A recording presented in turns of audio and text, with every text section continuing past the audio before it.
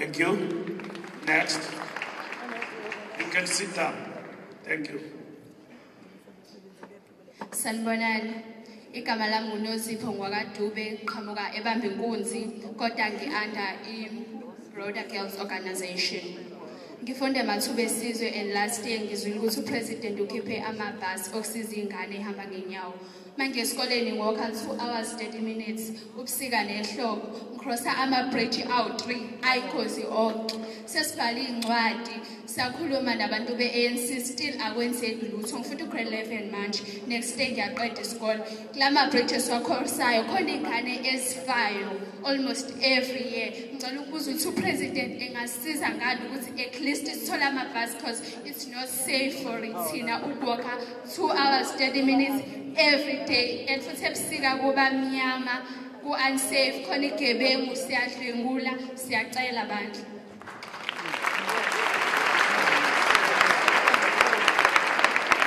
Thank you, sis. Mhlekazi. Yeah, Mhlekazi. President, please. Sazisi. I'm Suzanne Mbili, uFathikwe SBB 818 Umlazi Township. President. But uthethe msinya. You were too fast. My name is Templeton Mthokozeleni Mbili. Ohlala ka BB 818 Umlazi Township. I'm wholesaling PS 11 Sela Global. Yeah. Government, if that you can accelerate by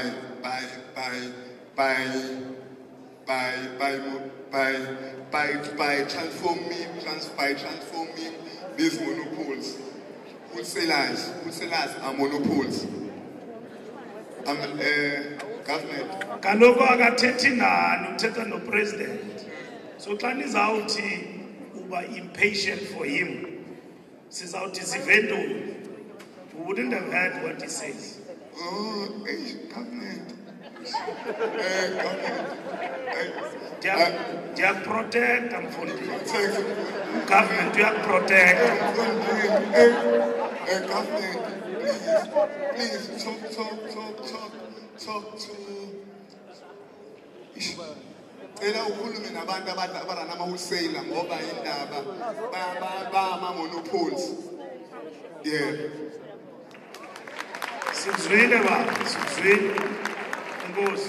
There are people who are aiding themselves in the line, and I didn't note them.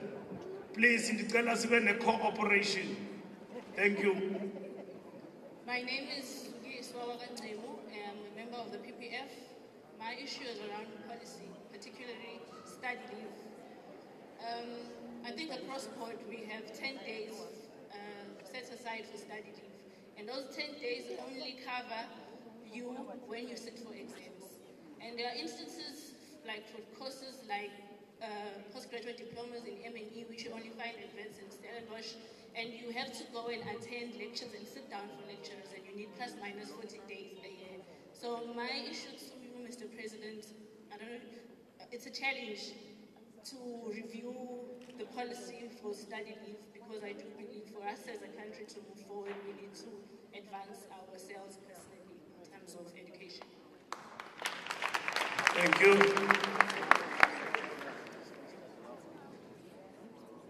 Ngibingelele ku-President of the country, President Ramaphosa ne-leadership yonke. Comrade Mbali siyabonga kakhulu. Ubale izinto eziningi ama-professions noma ama-forum akhona. Ngubheka imkhize kwi-maritime industry. Ngiwu-chief engineer in marine. Ngihamba no-pilot Ngane, ngihamba no-tug master, i-navigating officer, ubuSidlamini. Into president esikhathaza kakhulu ukuthi i-manager ezikhona enkampanini zingama-gatekeepers. Umlungu sahamba phambili. Lokhu ngikusho ngoba sesihambe iminyango yonke sangena kwi-leadership ukhosathu safika sahlala no-comrade Mkhize i-provincial secretary wekhosathu lapho kwi-province saba nama-engagements amaningi ayikho into esingayenzanga i-maritime yesihlukumeza president uma ukhuluma nge-transformation thina kwi-maritime sihlulekana nokuthi si-advertise noma silekelele lo yamntwana osesikoleni ukuthi ayithande i-maritime ngoba sihlukumezekile abelungu ngokwama-salaries bahamba phambili ngisho engafundile bahamba phambili ukuba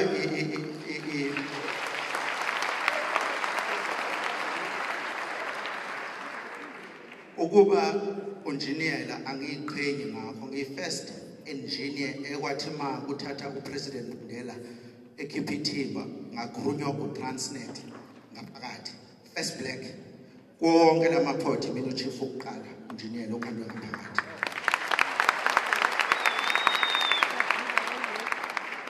president i-issue yethu iyodwa sicela usilungiselela ama-salaries abelungu bayasihlukumeza ne-management yethu I know some of the managers might be here tomorrow I might be suspended of what I'm saying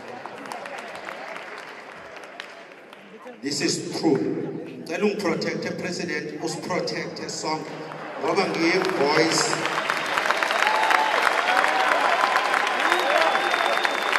khuluma baba khuluma bakutatshe nje bazawubona ngiyabonga comrade yes ngizokufuna ngizoya ku-provincial lapha thola ku-Twitter noma kuphi na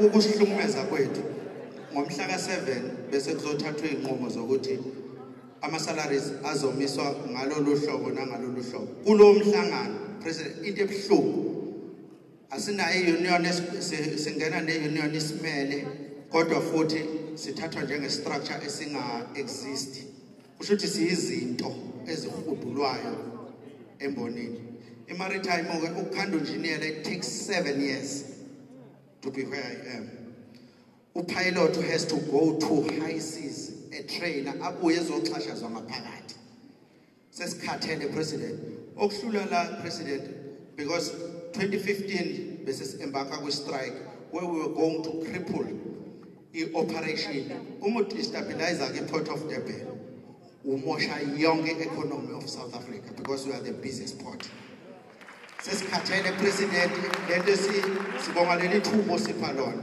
ukuthi uzo-engage nathi thina kasinayo iforum esingathi siyayifoma njengabameli labo babalayo comrade Mbalula asinayo iforum esibhilonga kuyona ama-union abaleka sifuna ukukhulunyelwa abantu abakwi-union abangekho kule level ngoba asivumelekile uma uya siye sabheka emthethweni ukuthi ngabe singena kuma-service lawa njengamaphoyisa ukuthi awakwazi ukuteleka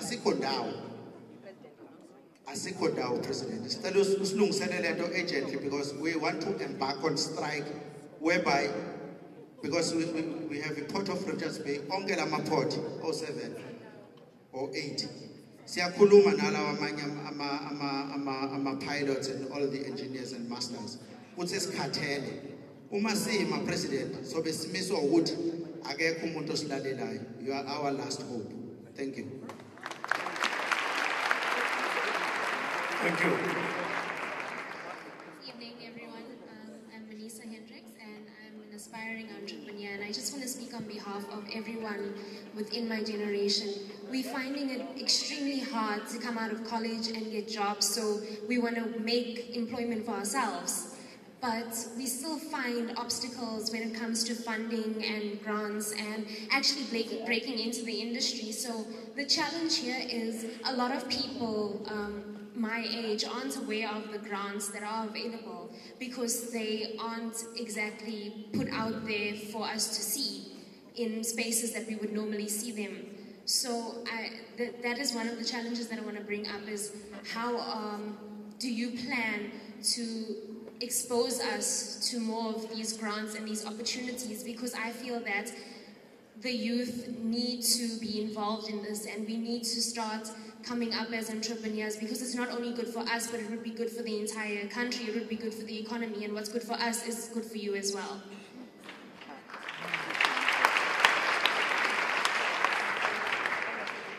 Comrade President, and my fellow comrades, I speak to you as the chairperson of the KZN Special Needs Principals Forum.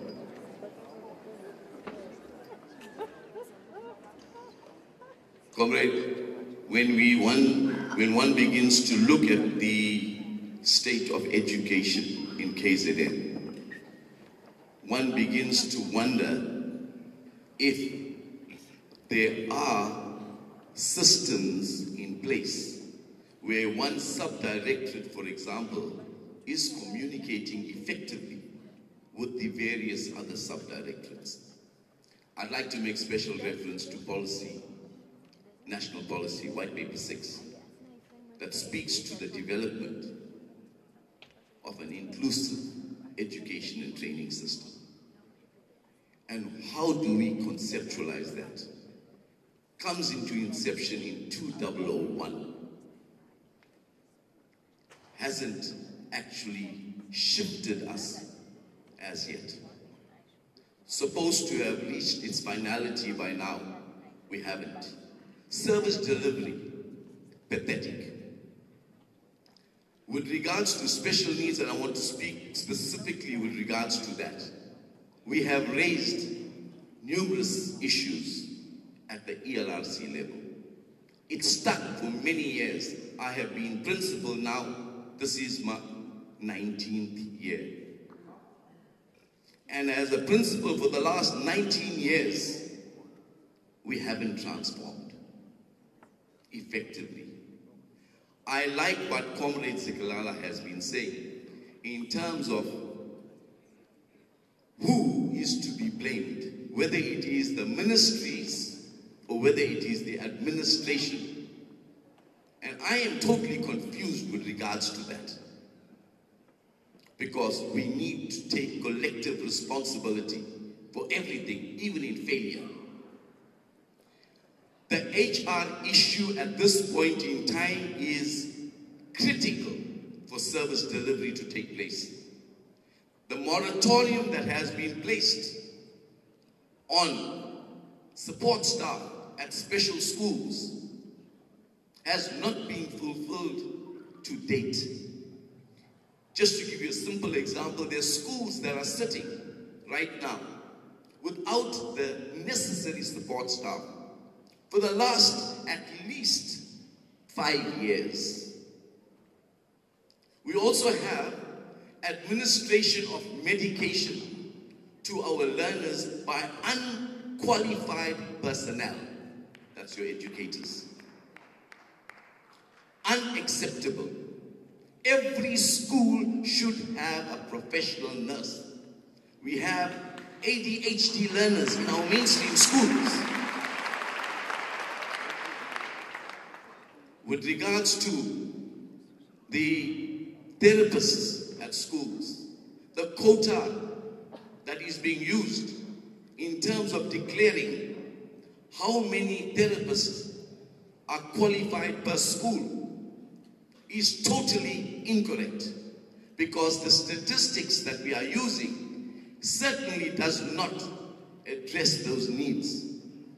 Your PPN, that is your PPM, your post-provisioning model in terms of staff establishment needs to be re-looked at. PPN still speaks to educators. Special schools deal, or the composition of special schools in terms of the staffing, the majority of the staff are support staff. Whether it is your caregivers, your teacher aides, your hostel staff, whatever it is, that is your majority, yet we have not found a PPM that addresses that particular need. Your hostel staff is being treated very, very differently from the way other staff are treated. There is difference in terms of that. In terms of your ratings right now, we have disparity amongst, for example, drivers. You have a driver that is graded 3, and then 4. Our DPSA, collective agreements, now are beginning to look at some of that, but we have not fully addressed it as yet.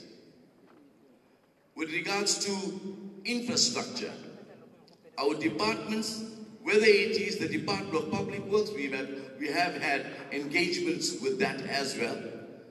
But I can tell you, we have not received the kind of support from the Department of Education nor the Department of Public Works with regards to our infrastructural needs, even though there are certain areas that have been identified as priority areas. But even those priority areas are not being addressed. So those are just some of the immediate concerns, and we would like to see that our manifesto itself begins to start concretely making provisions for some of these transformations to take place. Thank you very much. Thank you. Ladies and gentlemen, you see, straight to the point, succinct, brief narrative, but think for others. So I'm a generous guy, but sometime I can change my plans. So, thank you. My name is Mbali Sibonyane, I'm a professional nurse. I would like to talk about safety of healthcare workers. We are not safe, Mr. President. We are not safe even if there are securities, they are not armed. We get beaten by patients as we are supposed to nurse. That is very difficult for us. Another point is that even if there is a load shedding, we can't do or give service to our patients because there is no plan for generators. Even if you are using a candle, you can't do a delivery. You deliver a mother or pregnant using a candle. You must have torches and plan B. Thank you, Chairman. Thank you very much. Greetings, my name is Mbali Sibonyane. I'm in the profession of architecture and project management. I've been in business for 14 years. And my contribution is about business. I'm a mentor and business development coach. It is about the generational gap that we experience in the youth getting into the business space. I would like to contribute to Ngoguti. There was a youth employment service that was launched, but you find that we don't have access to information because we've got young people that we want to employ, and in many instances, we pay them from our pockets. We can provide more spaces for internship if information is accessible, to pay for the young people to be trained, because we want to do the skills transfer. And also regarding the incubators, there are not sufficient incubators to accommodate young people who are coming into business. We would like to see more of that, because that provides basic infrastructure. When a person comes into business, they just need a workspace, they need a boardroom, they need centralized administration, they need Wi-Fi. So there is none of that in our space. Also talking about a build-up of skills. We've got a lot of non-South Africans. If I'm looking for a plumber, electrician, I can only get a Malawian or a Mozambican. And we have a responsibility that if we give it to a Malawian, they must transfer the skill to a South African. Hey, but those Malawians are good. Yes, I agree with you, it's correct. There are countries that have done a good job because those skills are provided at the high school level. They are multi-skills. So you find that if you are looking at a non-South African person, they can provide plumbing, they can provide tiling, and that means everyday life is sorted. But for a young South African, it's not so. If I'm giving work to a Mozambican, I have a responsibility to say, take a local guy and train them. So we need programs like that. Also talking about the vagrants in our city has got a lot of vagrants who are loitering. And those young people come from broken homes. And I believe our government can provide rehabilitation centers, because you find that the non-South African children are going to school wearing uniform to our infrastructure and facilities, but our young people are lying on the road high with drugs that are also supplied by our South African brothers. And the last part is about the non-payment of business people. I'm in business, and sometimes I wait for 6 months to be paid. And it cannot be so. I know that the president had issued issued a directive that we must be paid within 30 days. When you follow up on your payment, you get victimized. And those services are only at national level. So we would like that to be resolved because there is no enforcement and also there are no consequences. We're in business, we love to be in business. We are a solution to the unemployment rate, and we are thankful that our president is here. Thank you. Thank you very much. There is this guy I saw on WhatsApp, I think he's from Zimbabwe. And then Uteta na Losisi, he promises everything. Losisi ati nginenkinga yetali, ati ay mama, minitali ngiyayishaya, into yami tight, ngiyayilungisa tight. Ati ngine problem yendlu yami la kufuneka ndiyilungise. Ati mama, mini plumbing ngiyayenza mama, si specialty sami, i-plumbing. So mkhumbuza lo bhuti lo ukuthi the Zimbabweans or whoever, they are very good in being handy in that sense. Shagazi. Good day, Mr. President. I'm Priya Naidu addressing you in an individual capacity. I have the following important issue. They say that there is an extremely high price for being honest, which means being ethical in the case of young professionals. However, it appears that there is discord between what we young professionals are taught at university about being ethical professionals and actually applying this concept practically at work. Because when you are ethical as a professional, for me, there seems to be no room, in fact, at least within corporate South Africa, that is, for these professionals to be recognized or to flourish. Because personally, I've noticed that young professionals who demonstrate this behavior are ostracized, victimized, wrongly forced into unemployment against their will, and must suffer untold harm to their careers to the extent of it being wrongly ended prematurely. So I think that in South Africa, government urgently needs to deal with employers who are damaging young professionals' careers for being professionally ethical, like I have been in my area of speciality of tax, legal and professional services, but was forced into unemployment actually for over 3 years. Hence I'm still waiting for justice, on which I urgently need from government in order to revive my career. As this is a very high price I'm currently paying, which I actually shouldn't be doing, as these delinquent employers should be dealt with effectively. I remind you that ethics is a characteristic that should be highly valued and not frowned upon in the working world. I trust you will give this issue your urgent attention, and thank you, Mr. President, for engaging with us today.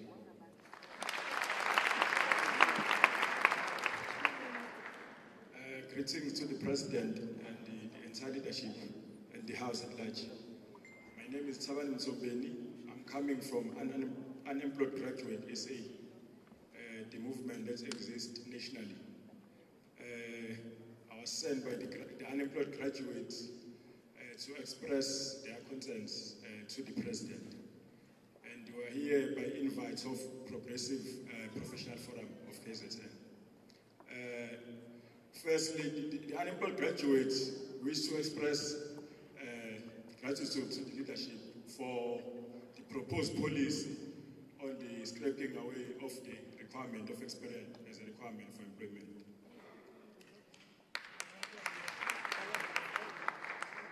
But also, the graduates said, I must tell Mr. President that majority of them are owing NSFAS, but yet are unemployed. And NSFAS is busy sending them SMSs, reminding them that they are owing. Hence, we're talking about free education. The question is not about us as unemployed graduates who are still owing the state, but yet we are not employed. So we hope the President will attend to that. Another matter that I was sent to express is that unemployed graduates wish the state to open a graduate center in all the provinces, because graduates not only want to be employed, but they wish to turn their qualifications into business opportunities. Therefore, if they can be afforded graduate centers, they will be able to come together and do something to change their states of unemployment into employment. And also, unemployed graduates send me to express that They are concerned about the posts that are phrased, that are advertised now and again, but there is none appointment on those posts. And also they are concerned about the issue of internship, which are advertised every quarter, but once the contracts of the graduates end, there is no hope for the future. Their contract is terminated and they still remain unemployed. Therefore, we want the president to attend on that. Another issue is that we want to be clear as unemployed graduates that we wish the age of employment, retirement, to be reduced into 50 years of age, so that young people will be afforded the opportunity to fill this vacant.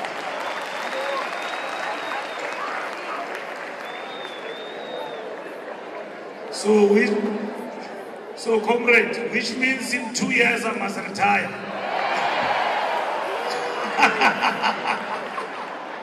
No, what you are saying is that at least there must be a program of training the graduates with the seniors so that there will be skills transfer. Because it's where we close the gap of skills. Because previously the issue was that young people, they don't have experience, which the ANC is addressing now. However, there is still old people there in the department who are not energetic enough. They want to change, they want to transform everything. We need energetic people now. So we'll keep the machinery moving. So we are very grateful as an unemployed graduate, and we hope this will be attended to. And we've been around the country. You've seen in Pretoria, we've been wearing our regalias, selling fruits to express our content, not to express that we are not redundant. We can do everything. We are creative. All we want is opportunity. Thank you, Mr. President.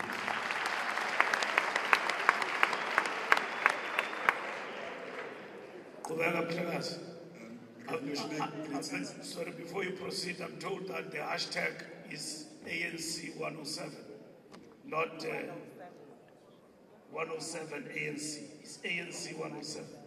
Okay. Revolutionary greetings to my comrades, the leadership, and each and every one of you guys that made it sure. My name is Sodoma. I'm a master's student at the University of KwaZulu-Natal, Pietermaritzburg campus. I come from 131 Victoria Mutenge zone. I stand here before you, Mr. President, representing the ANC Youth League and the Young Communist League. Mr. President, right now, door-to-door campaign. Mr. President, the youth is helpless. The unemployment is rife. And Mr. President, I want to address you regarding the program that you launched last year on the 1st of May 2018. It was the YES program, which basically targeted young, unemployed youths from the age of 16 to 35 years old. And mine is very simple, Mr. President. How far has your program gone, and are we seeing progress regarding youth unemployment?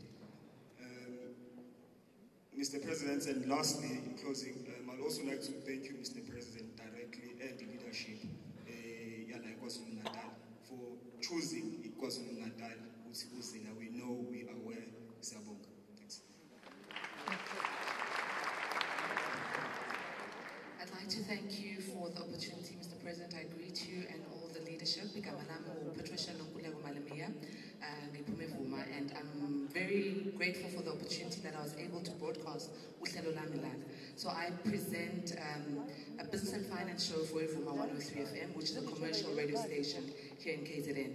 I've got 3 issues that I'd like to raise with regards to the media industry. The first issue is that the media industry has not transformed. And I'm talking about commercial media.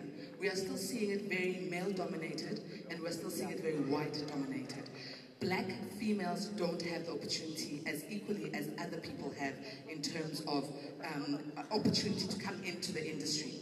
And the second issue is that within the opportunities, Sibuga, the fact that in the media industry, we are seen as contractors, independent contractors, and our contracts are terminated for no reason at times. And I don't speak like this because I've experienced it, but I speak like this because I've seen how abantu who have honed their skills and went to school and studied for it have been axed out of jobs because abathando abaphathi babo.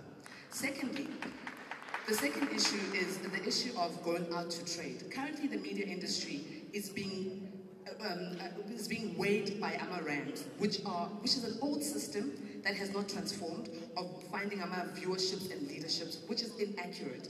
Currently, as we stand, I go out to trade for my radio station in 779, and even to government institution and say, please bring some of your spend to our station. But I get asked about AMA numbers and AMA figures, which come from AMA-RAMs, which are inaccurate and which are of old methodology. I'm 32 years of age. I've never been questioned by anyone from AMA-RAMs as to which radio station I listen to, or which newspaper I read, or which TV station I read. But this is what market will tell me to give abantu. And we end up not getting any spend. That's the second reason, that's my second issue. My third issue is the issue of young people having accessibility to start their own companies within the media space, our own newspapers, own radio stations, own TV stations that will be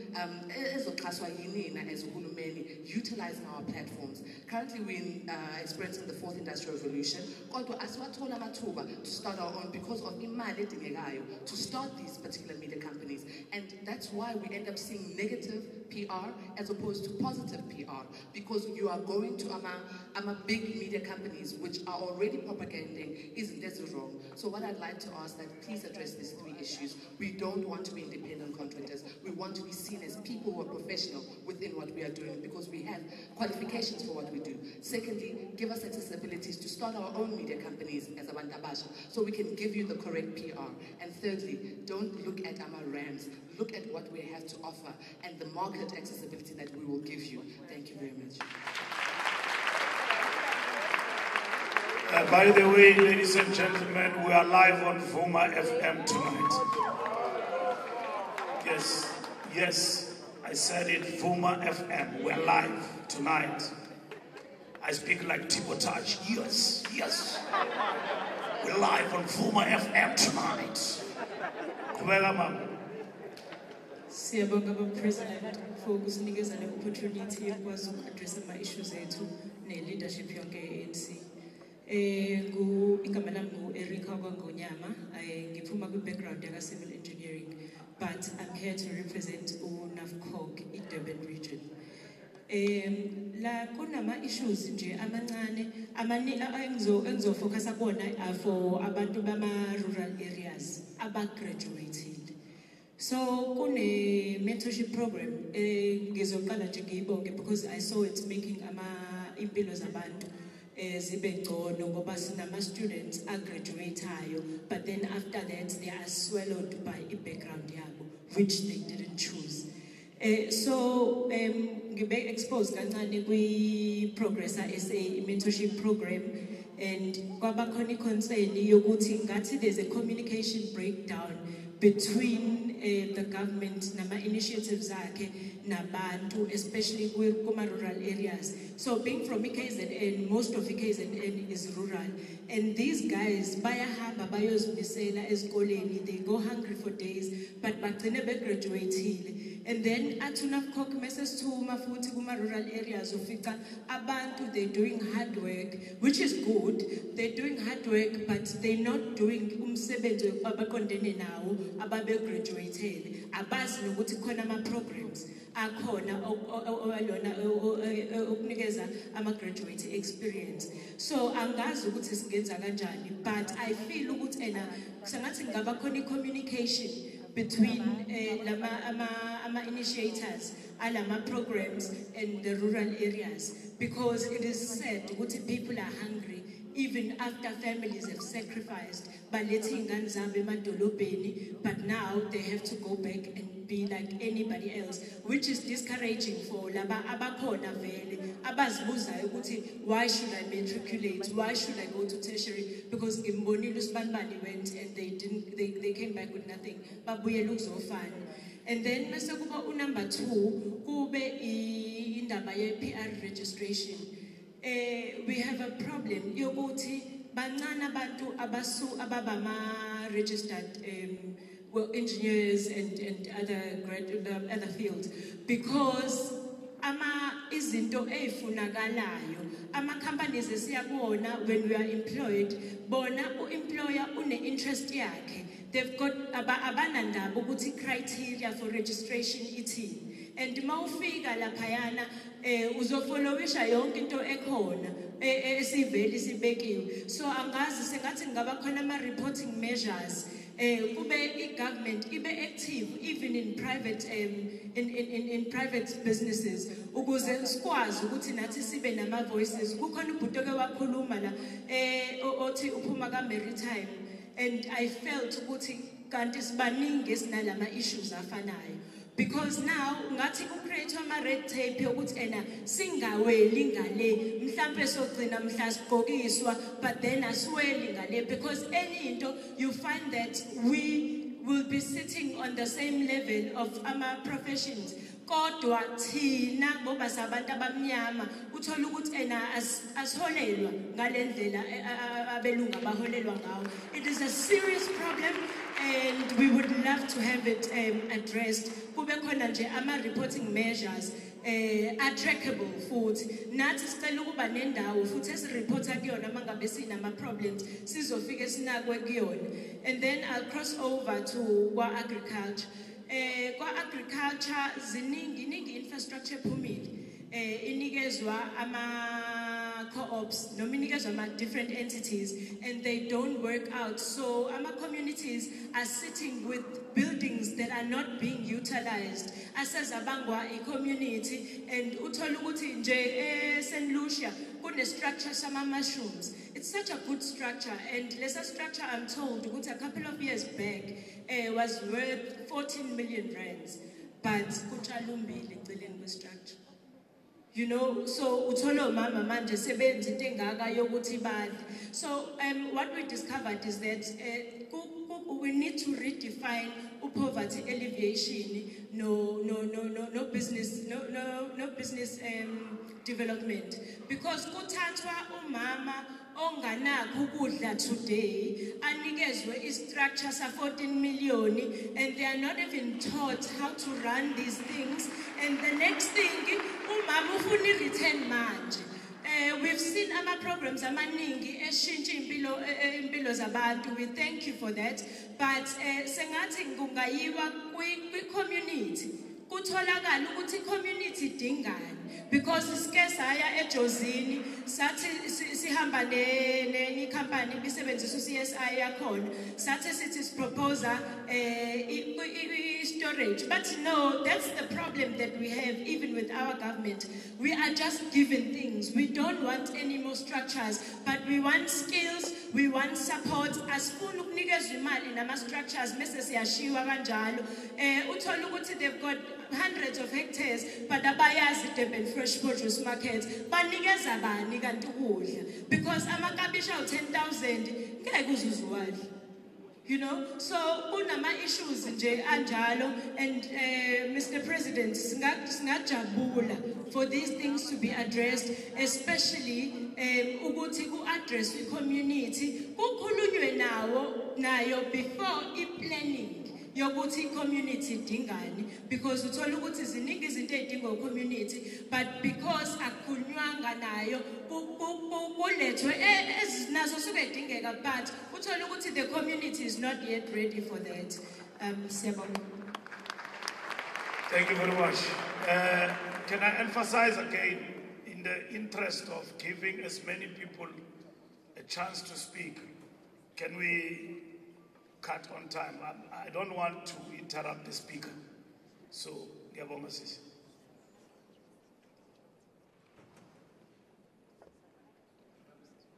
Samana, Ninjan. I will stick to the colonized language ngoba ngibona ukuthi we are a diverse country. Igama lami nguThepho kuhle sibonga ngoba siphiwe kahle emhluli.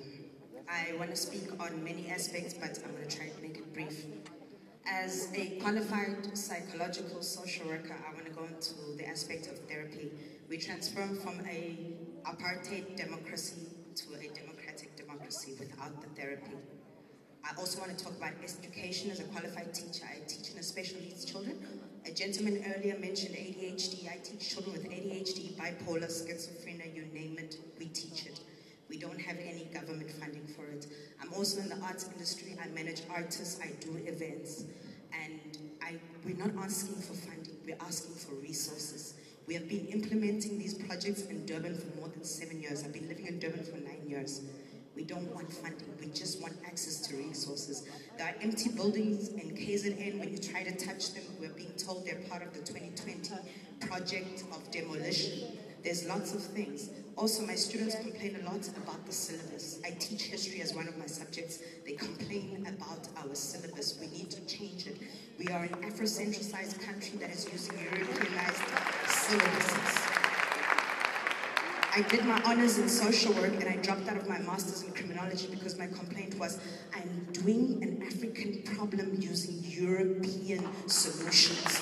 We do not have enough African writers in our libraries. That is my biggest problem as well.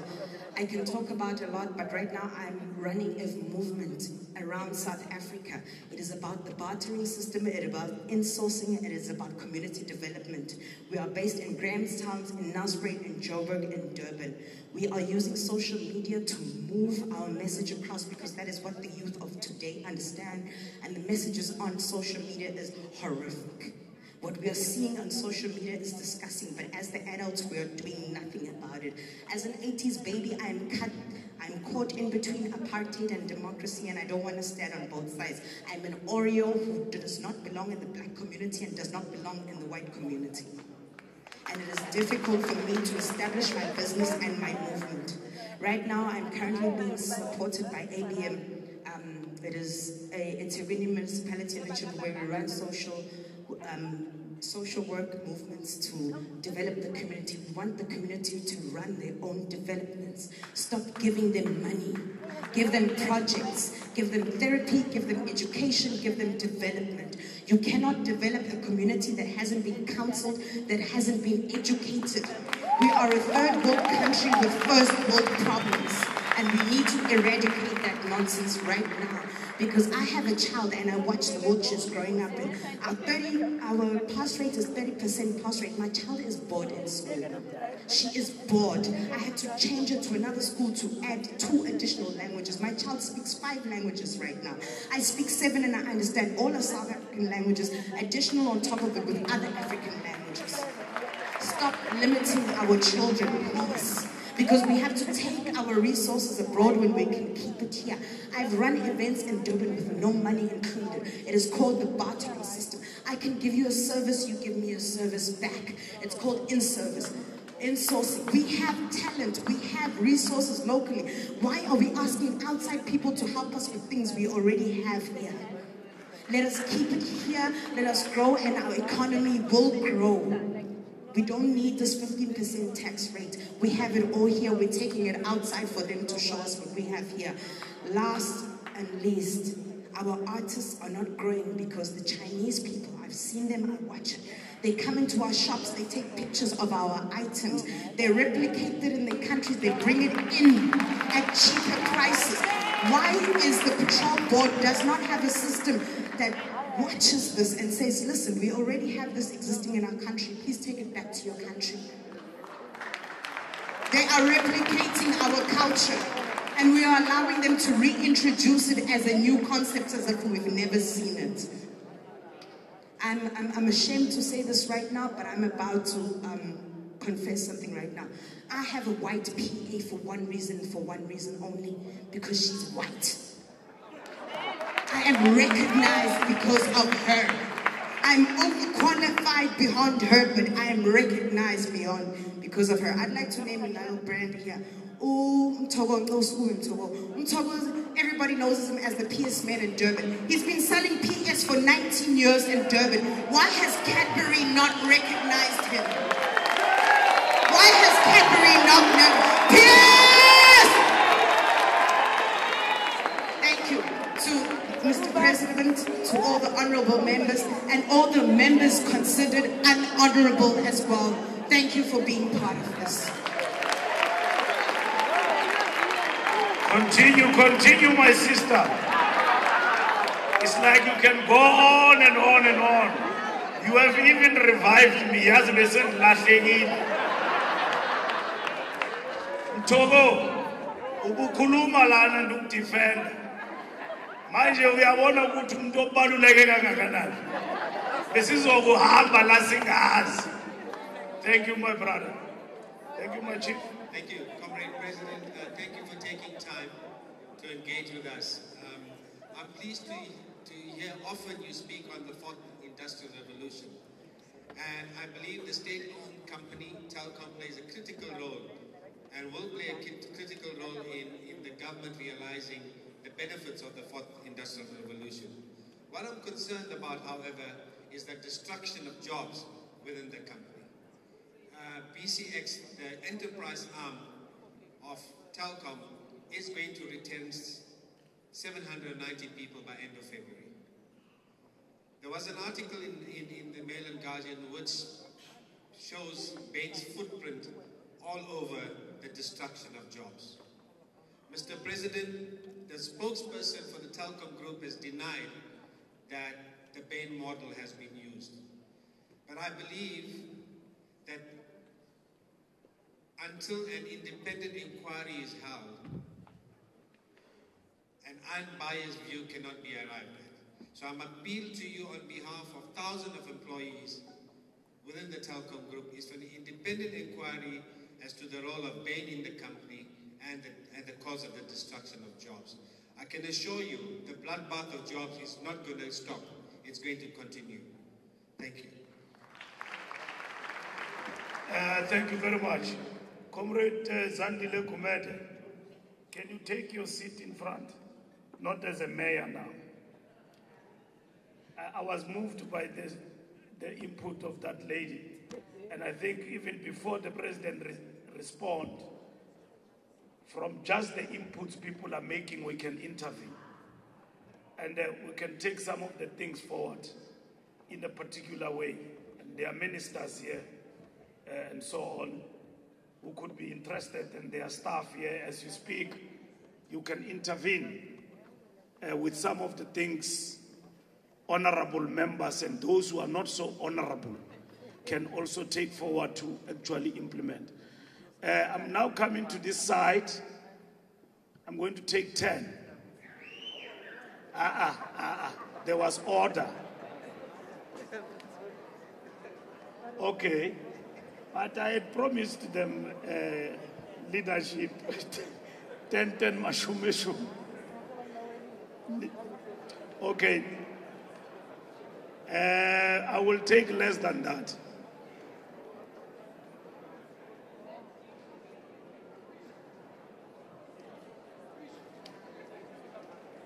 I'm not going to be coerced. No, sit down. Shalan pants. No, shalan pants. Shalan pants. One, you with the black, go forward. Come forward, Mshagazi.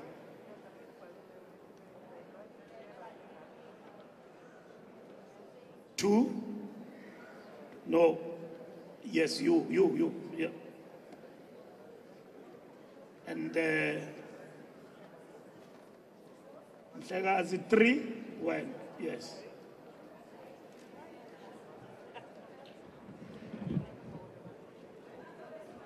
Four and 5. Okay. Okay. All right, thank you.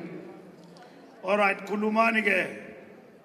Dicela nehlise, and because I need to give the president to speak.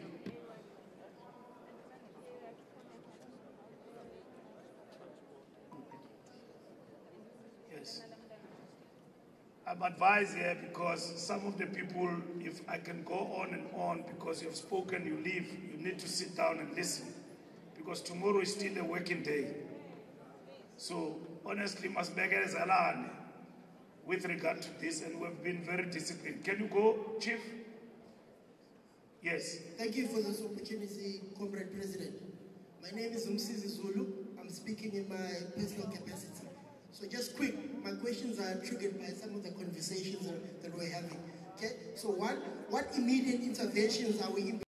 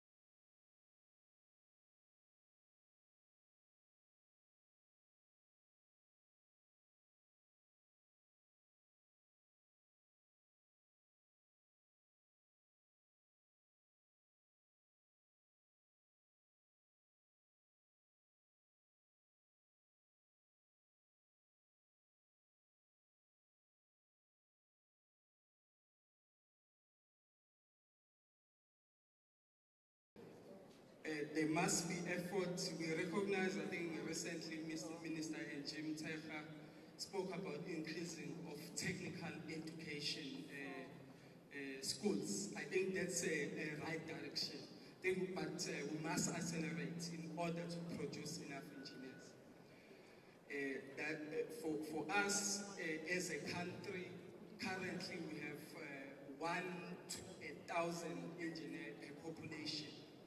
And we believe that as a country to reach its goals, we must produce enough engineers.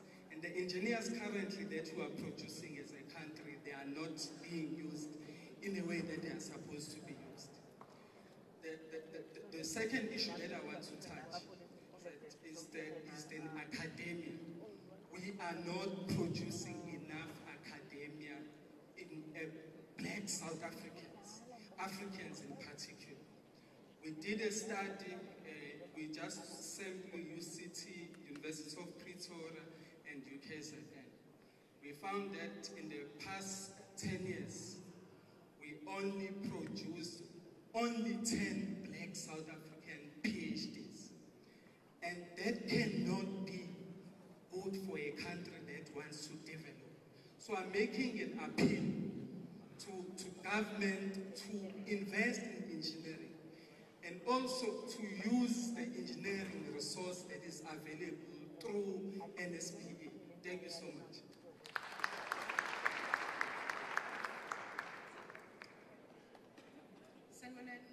I'm sorry guys, I need to give the president to speak to you because tomorrow you are working and you are going to work and I need to respect that time.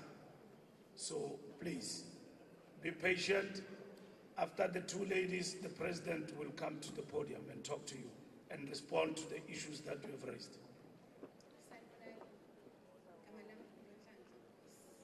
I am an HR professional. Ngivela eMusadlala, ngiseva under PPF. So basically, since I'm coming from the profession HR, more than 20 years ago, kwaba ne-act enhle kabi to implement equity. A manager with Department of Labor. It is said to say, kulo 20 years, ushintsho lube only 2% KZN North. That is said. Uguti, nothing gets done about it. And each time when you submit, we are jahula because there is a lack of transformation. Uti, yay. Now, the Department of Labor, then they will send a DG report. Uguti, zange ku enforce this non-conformance. Nothing gets done about it. So, sikuleyo situation ngoba most businesses are owned by abelungu. There is nothing we can do but to open up our own companies. Me and my colleagues, because we are educated, we are smart, we've decided, Uguti, let's open up our own business for our own people to ensure that the skills, because my black man is very educated, ushoda nje platform to ensure that the skills that they've got, they can be able to expose. So, we've gone through each and every sector ebekiwe ugovernment wethu ukuthi sincedise to open up our companies. Sifuna lokya nalokya nalokya ya. Kuma letters of intent. It is said again to say, our companies as South Africa, but our companies are overseas. Ukuthi sithole lawo letters of intent. Moreover, kuyo yonke iminyango, when we come in, but yay, good content, good this, good that, it's going to work and everything like that. Promising, God of Salayo, askakaitholi nanamanje funding, askakatholi lutho. We try, by all means, we connected to other people. We try and talk to them, but unfortunately, asikwazi ukukhuluma nabo. Besicela ukuthi sicela ukulalelwa, siyacela bandla. Sicela ukuthi udotneni bantu aqale. Ngoba uyi-good content, that is going to ensure that employment in South Africa for our black people ube khona. Sicela u-red tape ukuthi decrease. Thank you. Next. Good evening to Mr. Cyril Ramaphosa and everyone at large. My name is Ngeu, and I come from NAFCOC, the Durban region. Yeah, sorry, I didn't note that gentleman. Thank you, my brother. You'll hear the president. The conversation continues, okay? Thank you. I like you for your discipline. Sisi, Kubek, it will be you. No, Baba will be the last year. This year, I'm in my 3rd year in hospitality management, and I go to the International Hotel School. And I just want to raise awareness to the hospitality sector that everyone is disregarding. Starting from the education in high schools, students are not really taught the practicality and the fundamentals of hospitality, and they have this narrow-minded view of hospitality at large. And if we get to think, hospitality is a very big sector, and it generates a lot of revenue for the economy of each and every country. If we look at Dubai, for example, Japan, China, those kind of countries boom in the hospitality sector.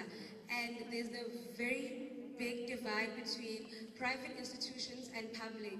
I go to a private institution, which is IHS, and they actually show us the practicality of hospitality, and they give us stipulated hours, a certain uniform to wear, and they teach us what we need to know about the hospitality sector.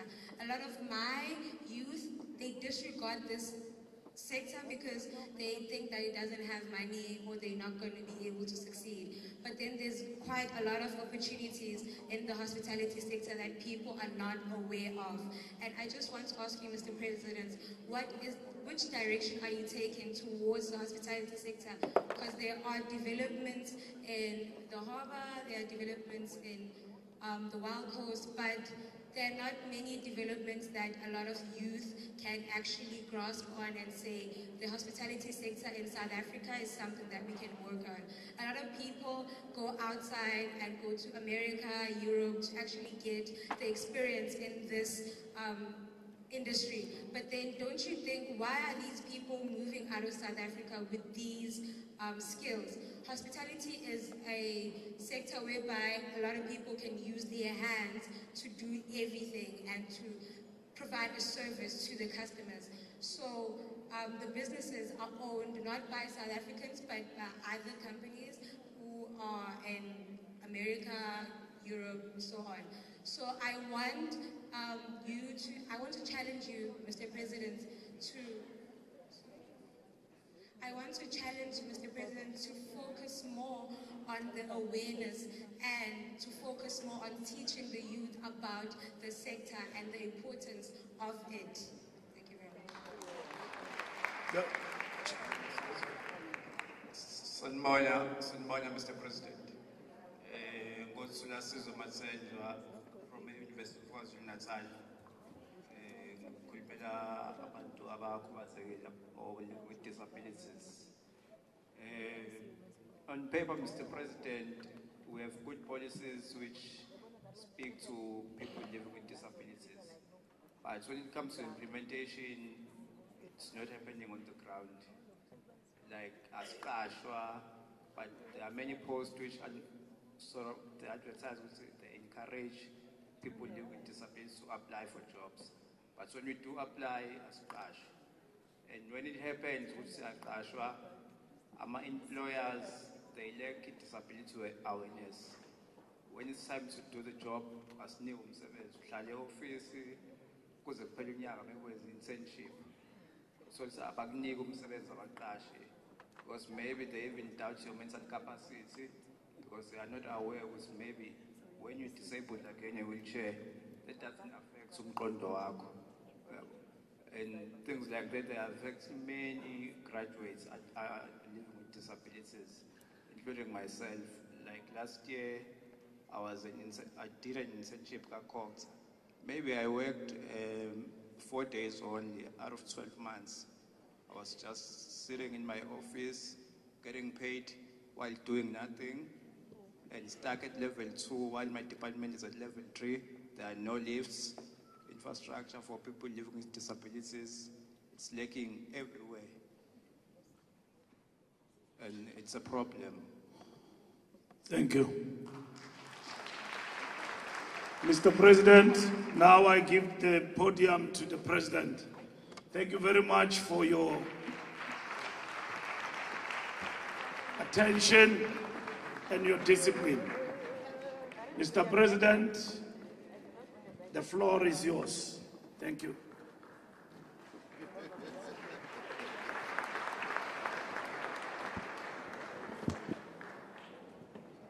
Amandla.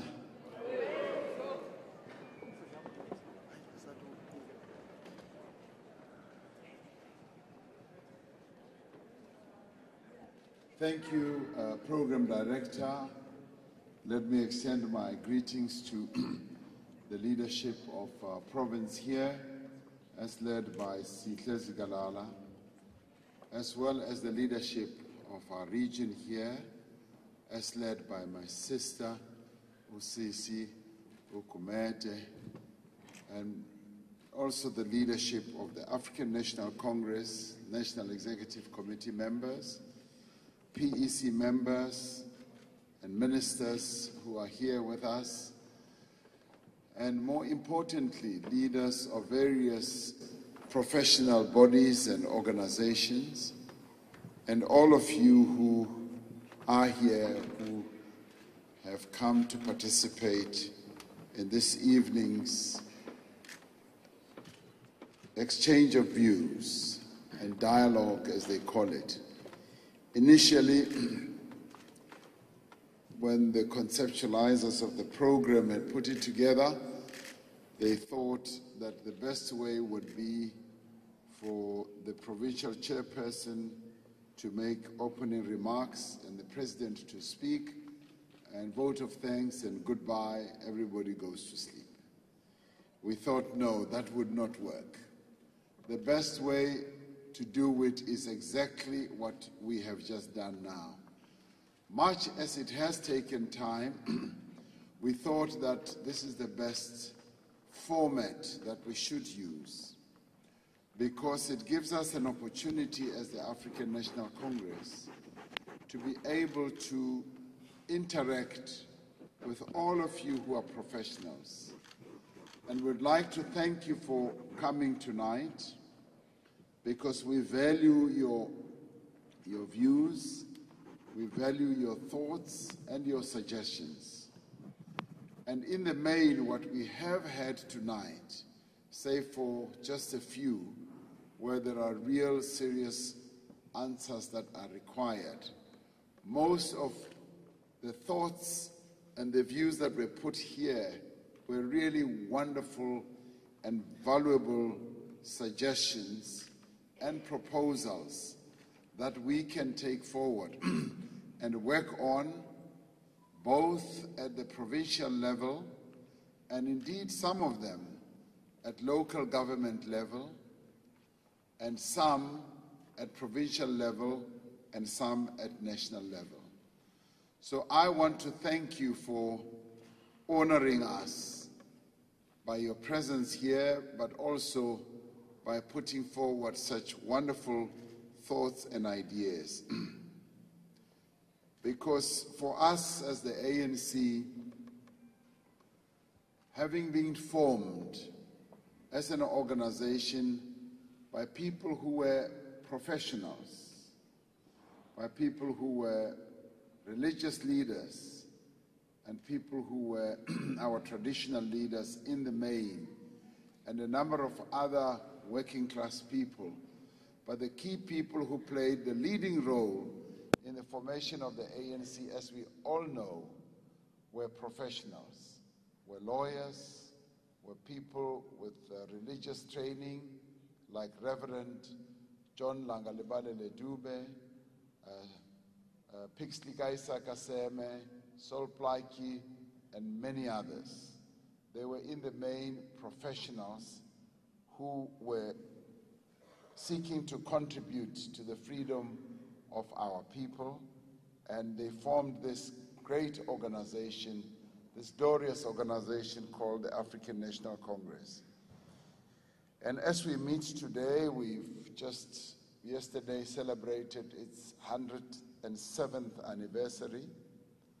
And as we listen to everyone, as we listen to your inputs, it becomes very clear to us that the one thing that moved them in 1912, that motivated them in 1912 to form this organization, still exists today. So in many ways, the ANC is not living in its past, it's living in its future, but drawing quite a lot of inspiration from its past, but also from its present. Its present as represented by all of us here, because a number of the views and the thoughts that you have put here are essentially inspirational. They are almost like directives. Some of you have said, we direct you, we call on you, we challenge you, Mr. President, to do this and this and that. And we value that because in many ways you are, as professionals, playing out what I would say is your historic, unavoidable role. Unavoidable because the role that you are playing in putting your views forward, and I'm going to challenge you even more in a minute or so, are views that emanate from a historical perspective, because those who formed our organization were people of maybe similar stature as all of you, similar knowledge base as all of us, very motivated, enthusiastic, committed, very vocal, and they were the ones who formed this organization, and in many ways, what they did lives through what you have been articulating today. And we truly thank you for that, because it is almost like we are replaying the origins and the starting moment of the African National Congress. Our conference last year, the 54th conference of the ANC, took a number of fundamental decisions. And one of those decisions it took was that we need to build a compact. Need to build a compact with various formations in our country to move South Africa forward. It directed us as the leadership to go out and reach out to as many people in our country, as many formations in our country as we possibly can. And today, we are giving expression to that. by having this dialogue with all of you. We're giving expression to this reaching out, to this building of a consensus, a compact, and we build it by hearing your views. We are a listening organization. From our own formation in 1912, the African National Congress, and may I add, your African National Congress, because it is your organization, in case you have forgotten or in case you did not know. It is your ANC.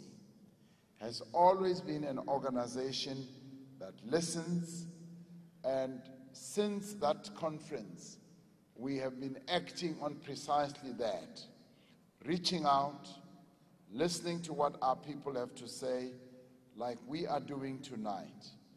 Over the course of the year, we've listened to a broad spectrum of South Africans on a number of issues, both informally, in an organized manner, and in a semi-organized manner like today. What we have sought to do during the course of the year is to choose a number of themes that we needed to address to take the country forward. For instance, the jobs issue. On jobs, we were able to bring the key role players in our economy to get together to talk about jobs, on how we can create jobs. And this we did because the unemployment rate in our country is still far too high. It is essentially one of the highest in the world. And this has motivated us, has driven us to mobilize the various key role players to make sure that we do indeed get to creating jobs. And you will have heard about the job summit that we held. But it came up with more than 22 initiatives, interventions that can be taken by both the private sector, the social sector, the labor sector, as well as government, to create jobs in our economy. And we aim to create, for starters, just implementing this 22 interventions, 275,000 jobs. And this is putting aside the natural jobs that would be created in any event as the economy begins to grow. So on a net basis, we are looking at creating easily quite a number of jobs, even 500,000, and even leading up to 1 million. Jobs that can be created, and the numbers have been crunched by people who know precisely how each sector of our economy functions. A number of you have come up with suggestions. My sister here, Unati, spoke about the hospitality industry. You will recall that during SONA, I singled out the hospitality industry as a key job creator. The National Development Plan has also singled out the hospitality industry as a key job creator. But this even becomes much more potent when we come to KZN. I always listen to what MEC, let me call him that now, MEC Sihle Zikalala says, when he gets a moment to interact with people, either who are coming as tourists and holiday makers, or speak about them. He talks about KZN as the jewel, the real jewel of our tourism industry in the whole country. You are sitting as people in KZN on the best jewel. I can think of no other province that has this great resource of being able to be the #1 province when it comes to tourism attractiveness. There's just no other. Cape Town can claim to have this great attraction, but KZN, along the entire coastline and the various natural resources and endowments that you have the best. And my sister here, Unati, was saying that we are not playing to that. And I would say, people of KZN, you need to wake up and realize that the hospitality industry, tourism, is your biggest differentiator in South Africa. That's what you should focus on. We would like to see so many more tourists coming from within the country and outside the country. When MEC Zigalala told me about British Airways, was it British Airways coming to land here? He really, his eyes just sparkled, because therein lied the great opportunity of, yes, bringing people all the way from London right to here in King Shaka International Airport and bringing them here. But at the same time, we need to be creating businesses. We need to be creating great opportunities for young people, for all our people, to open up a number of business opportunities for tourism. The question that you will raise immediately is government going to support us in doing all this? And my answer is yes. Come up with a good idea and government will support. Because as government, our job must be to be enablers. We must enable our people to get into business, to run businesses, so that they can make a profit, and those profits can then be plowed back into government as taxes. And if you are, yes, taxes, please, taxes. So we've got a great and wonderful opportunity. The other one, and one of the speakers here spoke about the maritime, and I put it under the category of the oceans economy. You've got this whole, South Africa has 3,000 kilometers of ocean. And I think in KZN we must have something like 500 or 700 of that. That is a great resource. The ocean economy beckons. It is calling us to come to it and exploit it. And we can exploit it in many, many ways. Boat building, ship building. We used to have a shipbuilding industry in our country. I think it has gone almost dead. In the Western Cape, we're beginning to see to do tug building and all that.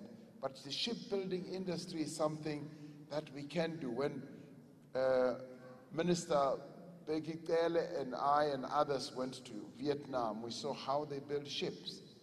And immediately it sparked an interest in us that we can build ships as well. We can build ships because we've got a shoreline here.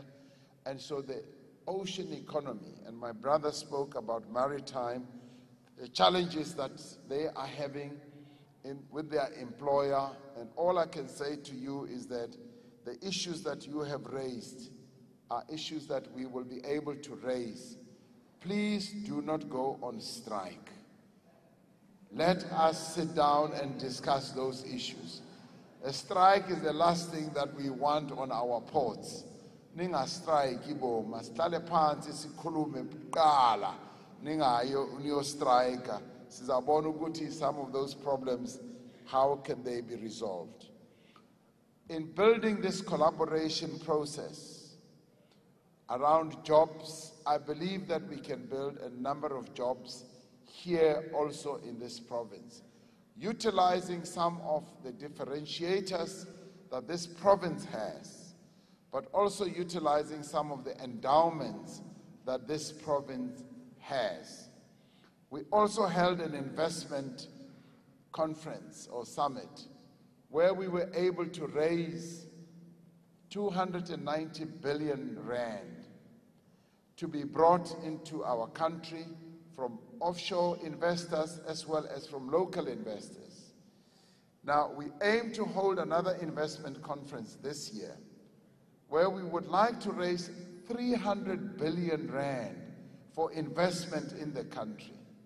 But the wonderful thing about this process was that with the investment envoys that we have, one of the investment envoys sat down with our provincial government colleagues under the leadership of Sihle Zilegalala, and they started building an investment book for KZN. An investment book that identifies a number of investable projects.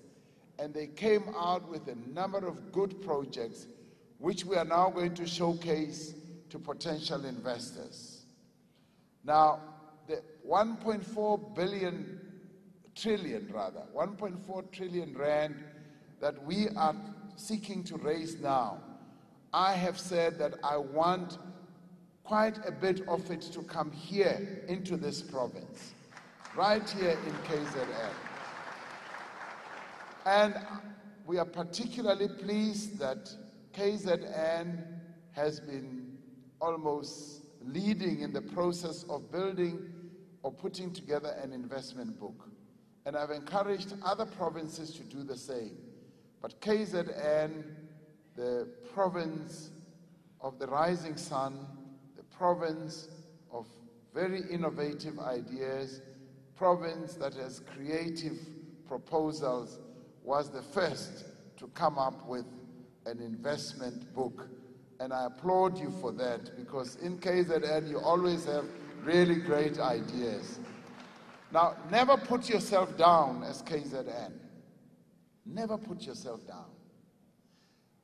I have always found that in KZN, people have a number of creative ideas, a number of innovative thoughts, a number of new and fresh thoughts. And each time I come to the province, I am just so impressed with the ideas that a number of people in this province always come up with. And I'm saying to you here in KZN, never put yourself down, because you are better and greater than what you think you are. And that is what you are as KZN. So, having held this investment summit, we decided that we are going to build a collaboration with various partners so that we can discuss precisely how we are going to move our country forward. And it was wonderful to see business people coming forward and saying, yes, we can invest, yes, we can move our country forward. I am expecting that as we move on in this course of the year and the following year, we will begin to see our economy beginning to build, to go up. We also held another broad collaboration on arriving at a national minimum wage, where we collaborated with various social partners, and we have now come up with a national minimum wage. We also tackled two other important areas. Health was one other, and those who are in the medical field here may well have participated, but we brought together health professionals and health activists from all over the country. We held a health summit, and at that health summit, we were able to come up with wonderful ideas on how to move our health sector forward, because it is in need of great repair, great infusion of energy, resources, and everything else. We also held another wonderful summit, which was the gender-based violence against women and children, where we had gender activists from all over the country, including the ANC Women's League and a number of others. They all came and put forward great proposals. I'm saying all this because I'm trying to show you the power of collaboration. Power of collaboration, which is also being played out tonight as we sit here, where you are standing up, giving us proposals on some of the issues that we can address.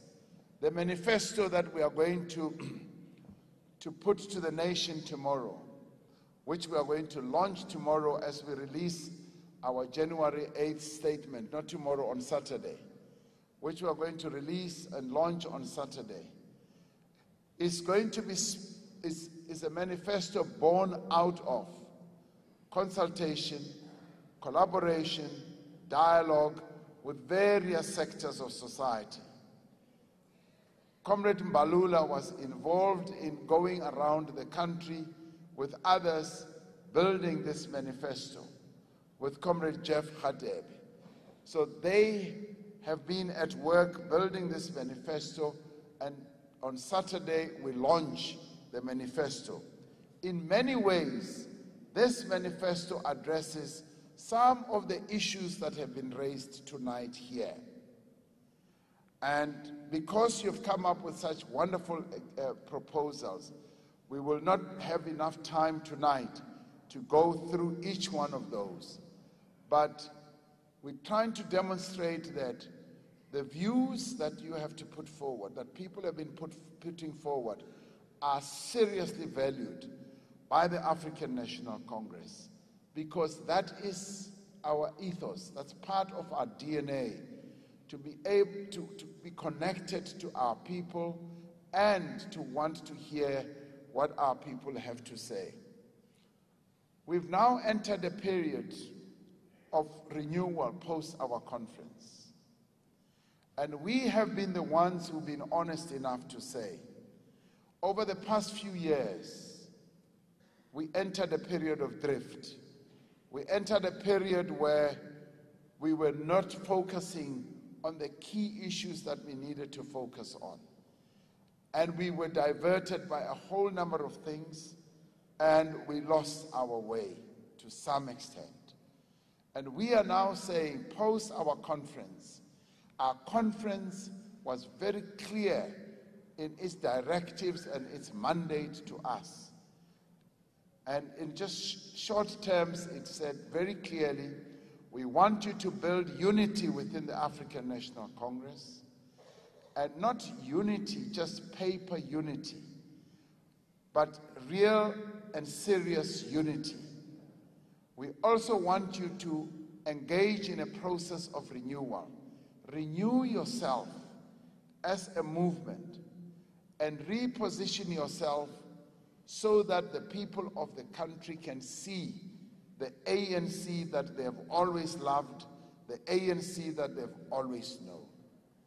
The conference also gave us a clear mandate on building this compact that I'm talking about.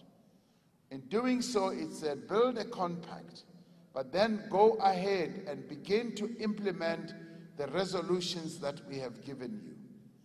Resolutions such as speed up the process of radical economic transformation. Make sure that economic transformation becomes a reality. This afternoon, I addressed the ANC Youth League, where we were celebrating and remembering the contribution that was made by Peter Mugaba, who would have turned 60 had he lived today. We were celebrating, remembering him, because he is one of those cohort of ANC Youth League leaders, like Mbalula, like Sihle Zikalala, and a number of others who are here, who said we want economic freedom in our lifetime. The conference said, go out and make sure that this economic transformation becomes a reality. Now, the manifesto that we're going to unfold tomorrow speaks to that. Some of you, in your input tonight, you've spoken precisely to that. And we are pleased that you are articulating the views of people on the ground, and we are going to be heeding those views, be they issues of employment equity, be they issues of funding for businesses, be the issues of empowerment for young people who should get into business or form businesses. All those issues are issues that are front of top of mind for us. These are issues that we know we've got to address, and our manifesto, which we are going to put to the nation on Saturday, speaks precisely to this issue. The conference also said, we want you to address the issue which has been the most painful injustice that was caused to the people of our country. That is the land question, the original sin.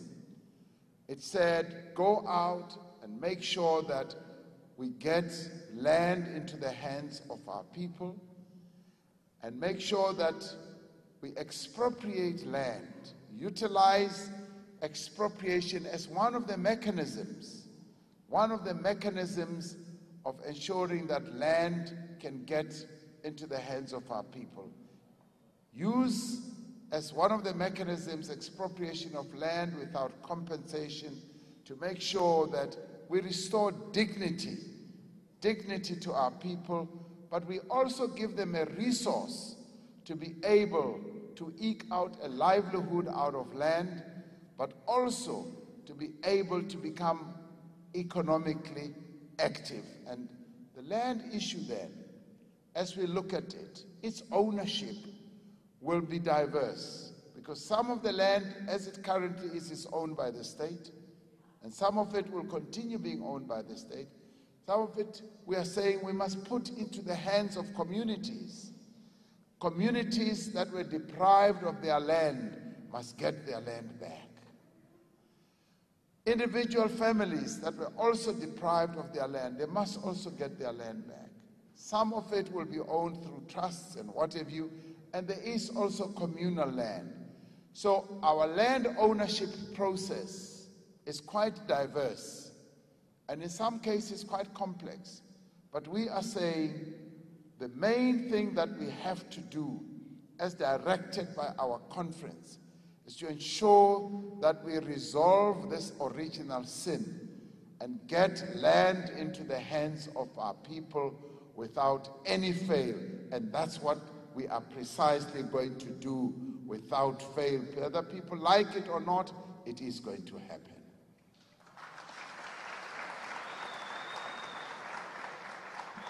And conference also said, go out and grow the economy.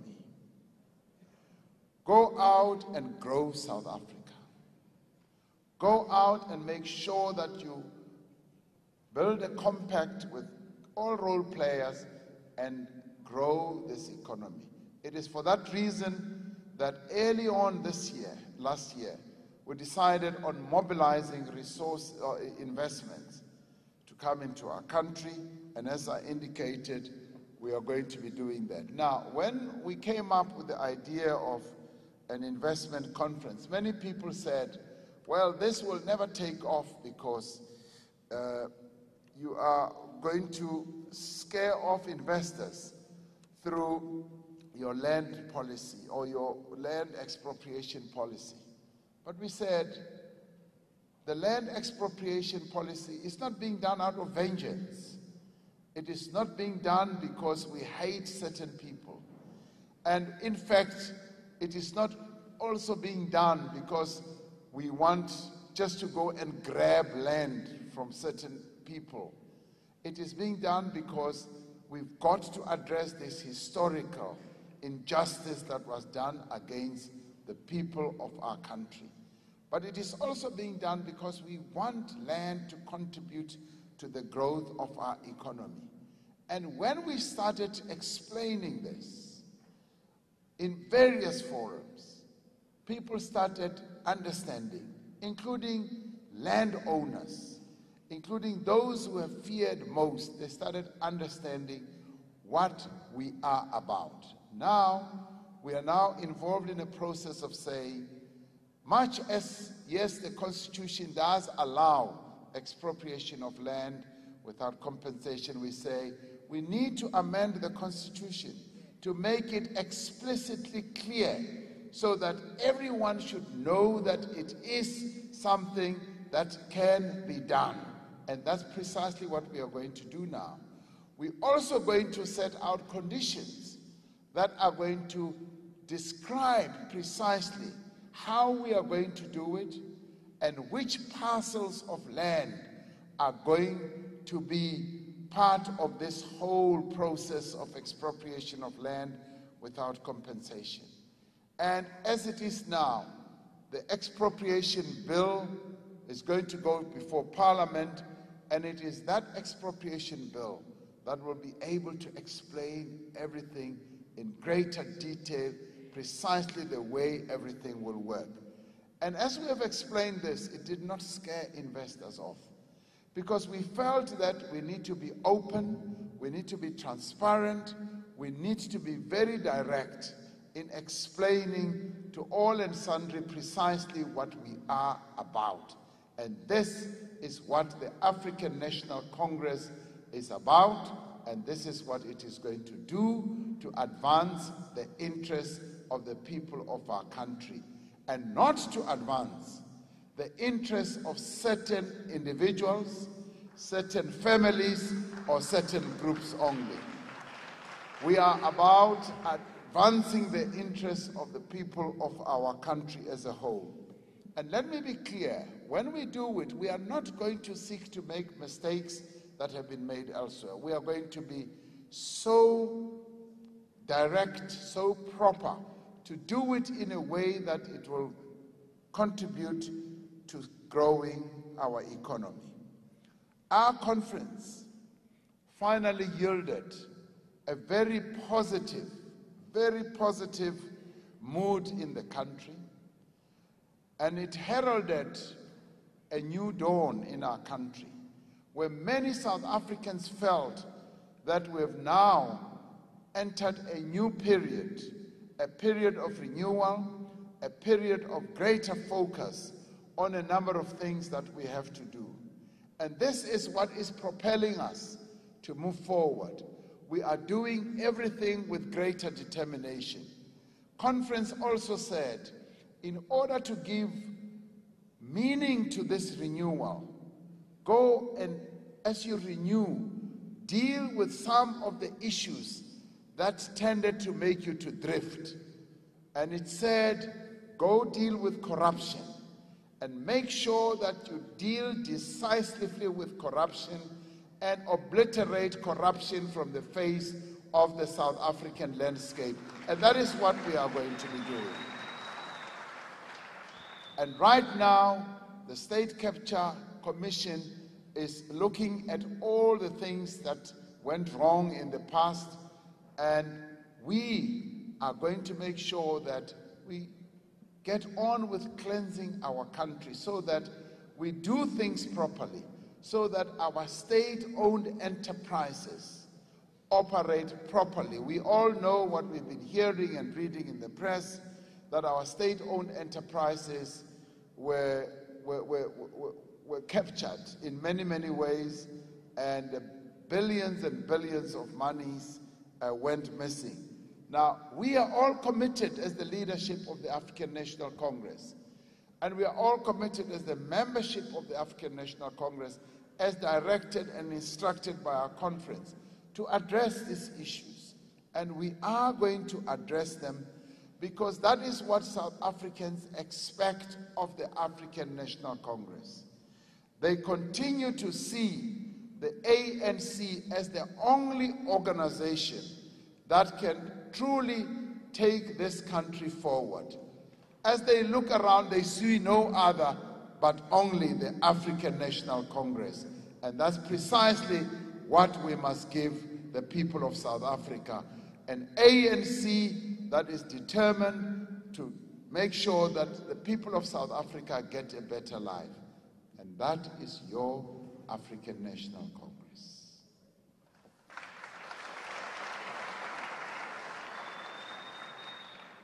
Now, we've also entered, in this period, we've also entered a phase that we call the Tumamina phase, where we say, all of us must be prepared to be sent.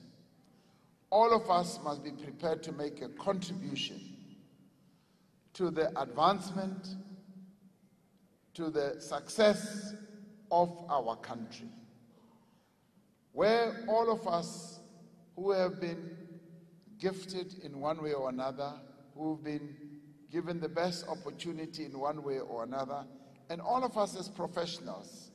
I'm a professional, I'm trained as a lawyer, many of you are trained in whatever. We are professionals. It basically means that we've been given some privileged status by our country. We are made by our country. Our country invested so much in us to get us to where we are, where we call ourselves professionals as we are seated here. And as professionals, we have a responsibility. And this is where we have to say, we should not ask what our country is going to do for us. We should ask, what are we going to do for our country? That's what we should be saying. So I'm saying to all of us tonight, ask not what South Africa can give you. South Africa has already given you quite a lot. It has empowered you with the education that you have. It has certainly empowered me with the education I have. And my job now is to say, what can I do as Cyril Ramaphosa to take this country forward? What contribution can I make? And this is where the concept of Tumamina comes in. Last year, many South Africans started coming to the fore to say, please send me. President, send me. We are ready to be sent.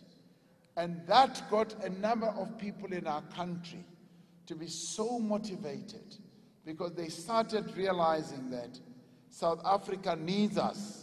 South Africa needs us to make a contribution to take our country forward because we had drifted. We had departed from our course, and we now needed all of us to participate in taking South Africa back on course, away from the drift. And that is where the Tumamina send me concept then came in. I want to say to all of us that that Tumamina concept, please send me, is still alive. It is something that we must still embrace. It is something that must still reside in our hearts, that we want to be sent so that we can take South Africa forward. Our manifesto is crafted around the slogan, let's work together to grow South Africa. Let us work together to grow this country and take it forward. And that is precisely what we would like every South African, particularly those South Africans, like all of us who are seated here, who have been in one way or another empowered with an education, with a profession, with a talent, with a wherewithal. All of us seated here have a contribution to make. And we are saying, let us work together to grow South Africa. That is the message that we are going to be putting across the length and the breadth of our country, to call on all South Africans that we work together. Our economy is in dire straits right now. We are doing everything to inject growth into our economy, to open up growth nodes for our economy. The stimulus package that we announced last year is aimed at doing precisely that. It is aimed at injecting growth.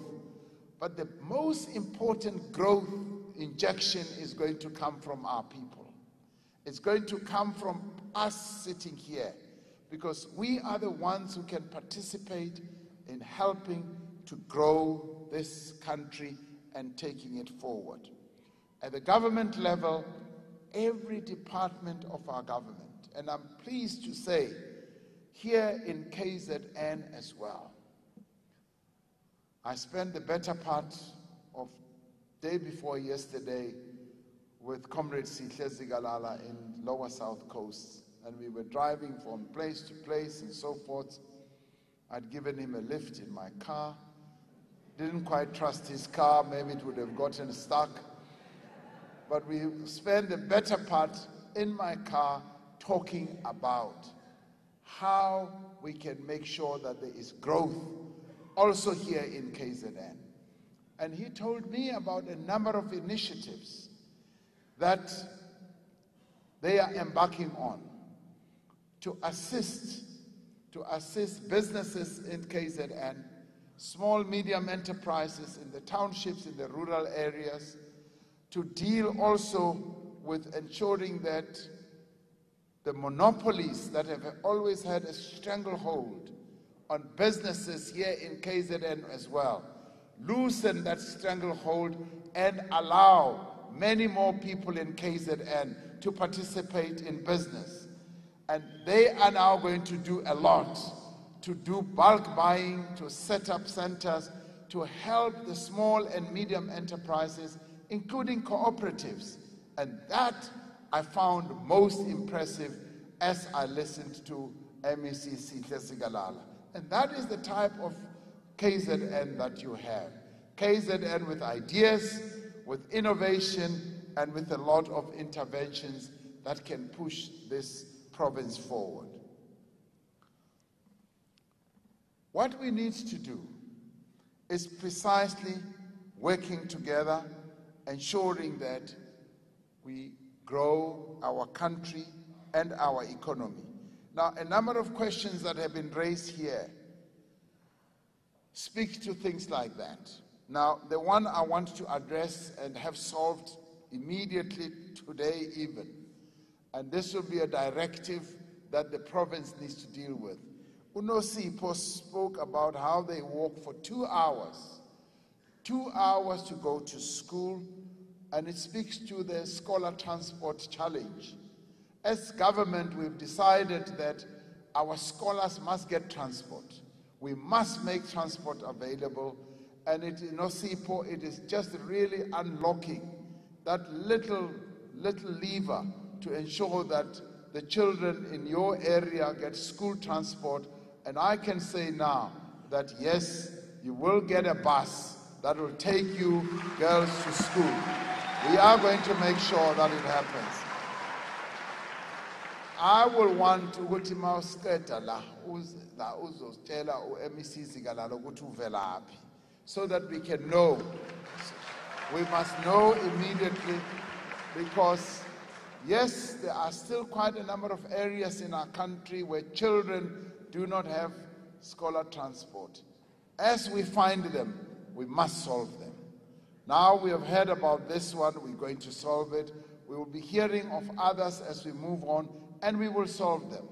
We have decided as a policy position that there must be scholar transport and money must be made available, and we are going to keep moving ahead with precisely that. Usibusisiwe says she's part of the global entity and so forth. Young people need funding. They need to find funding. We have taken a clear decision that we want to fund small and medium enterprises. The Minister of Small Business is not here. I didn't see her. If she's here, maybe I didn't see her. We will be moving on with trying to give funding, and it might be small funding, to small and medium enterprises that are established by young people. But for starters, the NYDA does help a number of young people with funding. They impressed me deeply because they told me the other day that they have funded easily more than 10,000 young people to start their own small businesses.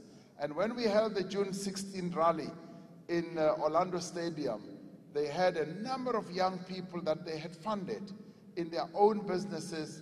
And I would say Sibusisiwe, reach out to the NYDA, reach out to the Small Business Ministry, because you can find some help there. Templeton Mtogozeni wasemlazi spoke about monopolies. Comrade Sihle and I immediately said, the answer to this is this bulk buying effort that the province is going to get involved in, and it is something that is going to be addressed, because yes, as I was saying, monopolies have a stranglehold, and once we get to this bulk buying where our people will be able to buy things at a cheaper level, as it is now going to be launched by MEC Zigalala, is going to solve things. Usisi wami okhuluma nge-study leave, she wants more study leave. Manje, mawufuna more study leave, you might have to sacrifice on your annual leave, sis wami.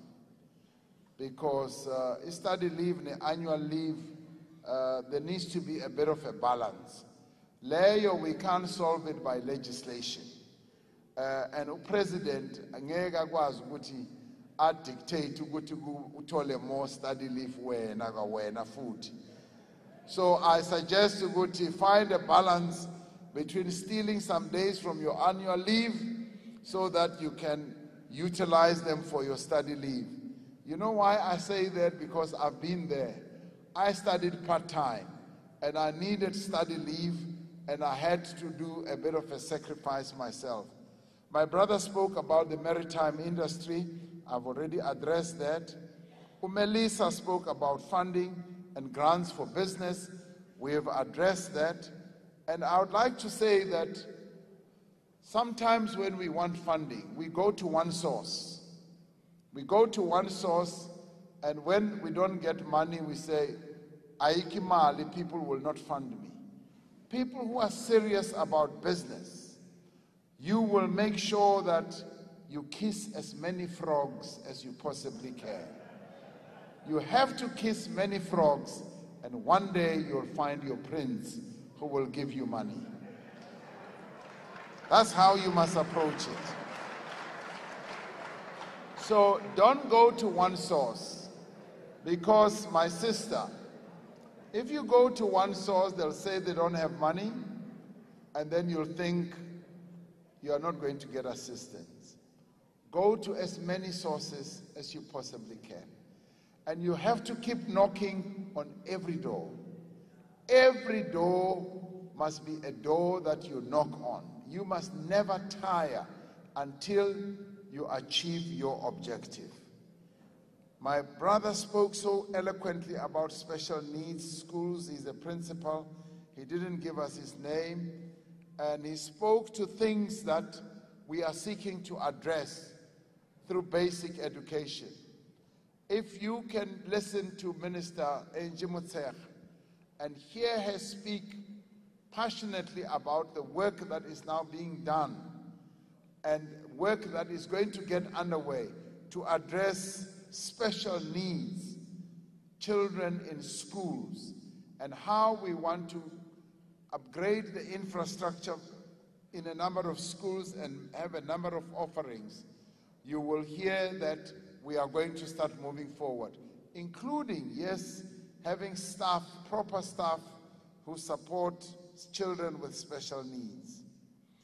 Umbalisa speaks about safety of health workers.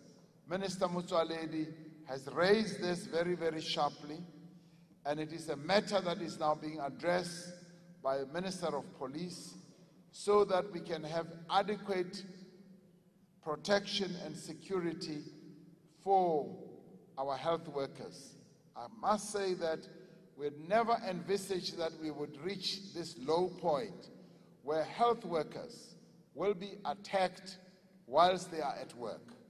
We had a doctor in Limpopo province who was shot at in hospital, and she almost died. And we had another one who was attacked with a knife.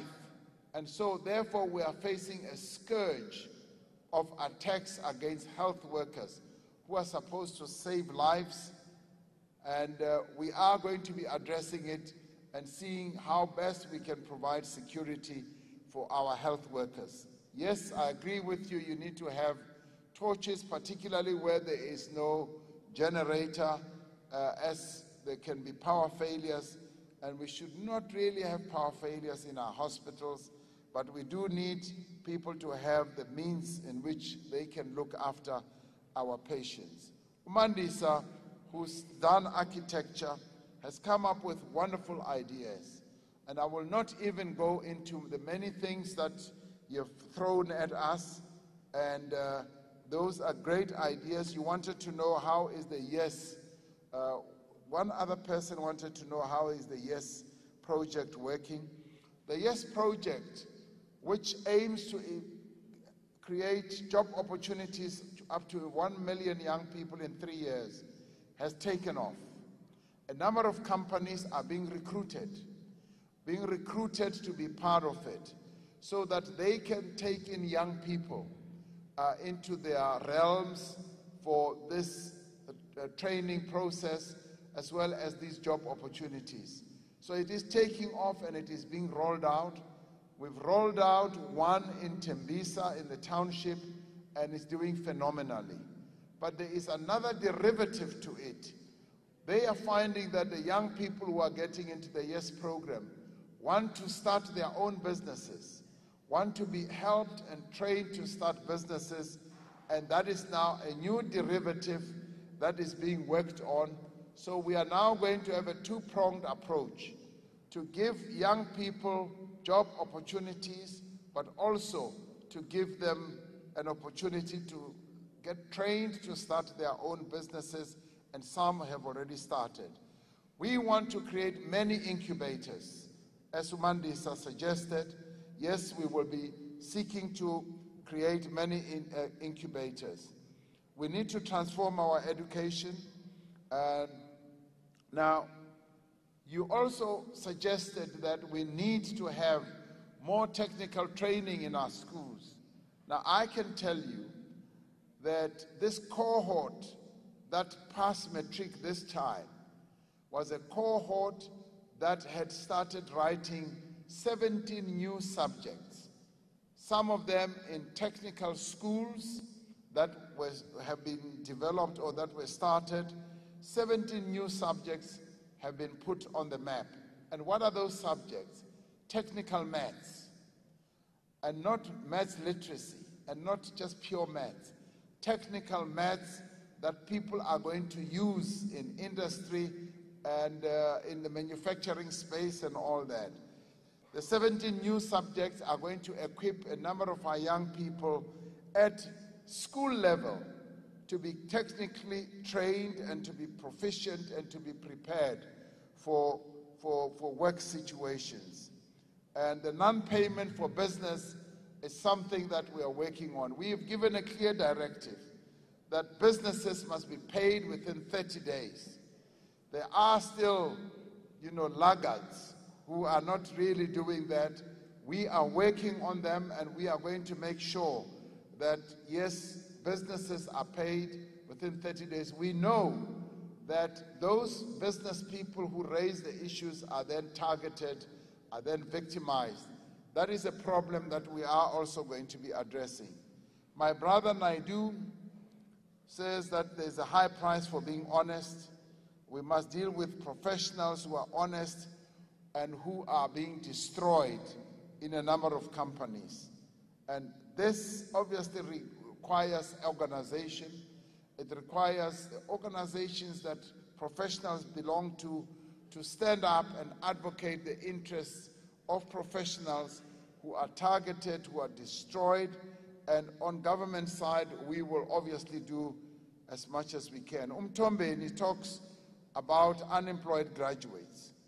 Now, this is a problem that we are also seeking to address. The first issue that we have made a very clear statement on is that experience, in our view, and we agree with the Youth League, we agree with the NYDA, we agree with young people, that experience should no longer be a requirement for young people to get employment. Yeah. And I agree with it just purely from a logical point of view. Just using simple logic. Simple logic will tell us that for a young person to get experience, they must be in employment. Otherwise, how are they going to get experience? So let's employ them first. Let us employ them first so that they can get experience. All of us who have been employed in one job or another, when we started, we were not experienced. We didn't have experience at all. In fact, it can even be said that what we knew was very dangerous. But we were employed, and that is where we got our experience. And so therefore, we're agreeing with the youth that let's open all these places for young people. As I move towards the end, we agree, yes, I think it was my sister, was it my brother's, Wagazuma, who's from Victoria, Mklenge Zone, Ward 31. Didn't catch the first name. Unemployment is rife. We agree on that. The initiatives that we are embarking on are aimed at reducing unemployment. They are aimed at precisely addressing this, and I did brief you about the YES project. Patricia says media is not transformed. We know that. We know that, but we also want you to be a soldier, to be there in the trenches and keep advocating and fighting so that the media must be transformed. We want you to be there in that space. And yes, you are saying that you want to be supported to start your own media companies, and this is precisely the issue I was addressing earlier. That yes, as government, we want to give our people as much support as we possibly can, and through the various channels that we've got, we would like that support to be there. Ungonyama from NAFCOG, Durban region, there is too much red tape, and I couldn't agree with you more. And people don't get paid in the way that others get paid. Now, and she spoke about the agricultural sector. And agriculture is another area of focus that we want to capitalize on to create jobs. And that is why in the stimulus package that we announced earlier last year, we focused on agriculture because we see agriculture as a sector of our economy that can create jobs. The NDP says we can create 1 million jobs. I believe we can create even more than 1 million jobs. Usipho spoke, is a qualified teacher, and she says, and she spoke very passionately. I didn't hear everything she was saying because she was speaking so fast and she was so passionate, but she was saying that we must stop limiting our children. I could not agree with you more. Sibogahle, I can tell you that our focus is now going to be at a higher level when it comes to basic education. We have seen that our children have capabilities, and we are competing. We enter all these surveys with various countries in the world because we are seeking to upgrade the knowledge base of our children, and we want to see how well they perform. And we are also we are now going to begin with a coding teaching process. Other countries are already teaching their young people coding at a young age. And we are going to do the same.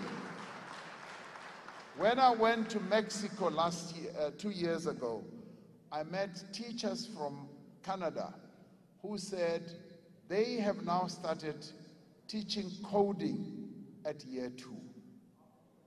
Year 2, they're already teaching children to code, coding. And the good thing is, as we were releasing the results, The Department of Basic Education is saying we are now seeing real wonderful results from our education process. We have turned the corner. And as we have turned the corner, we are now going to start teaching children even coding. Obviously, still at experimental level. We are now going to start experimenting with it, getting our teachers well taught in it, so that we do not do what Sipho was saying, limit our children. Because she's right in saying we have talent, and we don't have to be going to all various places to go and seek for talent. My other brother addressed the fourth industrial revolution in the context of telecom. The telecom issue, BCX, the retrenchments that telecom has been thinking about is a matter that is being addressed. But the fourth industrial revolution, Msizi Zulu said, what are we doing with the fourth industrial revolution and our schools? In part, I've given you the answer. We are now going to start even coding. We obviously want to roll out broadband throughout the country, in our rural areas. We want our children, yes, to even get tablets. You will have heard the Department of Education talking about that, but we'll talk about that even more later. We want to create all the opportunities. Minister of Telecommunications, Stella Ndabeni Abrahams, youthful, full of ideas, and she is the one who is going to propel us into the fourth industrial revolution. It's going to be done by a youthful person, and I have been inviting young people to come forward, to be part of this process, the journey that we have to embark upon into the fourth industrial revolution. Because we are going to face quite a lot of challenges with the world of work changing, with robots, with artificial intelligence, beginning to whittle down the jobs that we currently have. We now need to be ahead of the curve and think out of the box. And we are going to set up the Fourth Industrial Revolution Council to begin to look into exactly what we need to do when it comes to the Fourth Industrial Revolution. It opens up great opportunities for us, and we want to exploit those opportunities. We need to look at how professionals can add value, and one of the inputters was talking about the PIC and investments. Where are they going? And obviously, we want investments that are going to grow our country. In our manifesto, we are also going to be addressing the issue of how we direct investments, that we should begin to think about having prescribed investments. If we want to grow our economy, we should be able to say to those sources that have money, we want you to direct your investments into infrastructure, into social investment, into developmental projects, so that we can advance and grow our economy. Andile talks, is an engineer, talks about the basic education does not prepare learners to join engineering. I have already addressed this issue.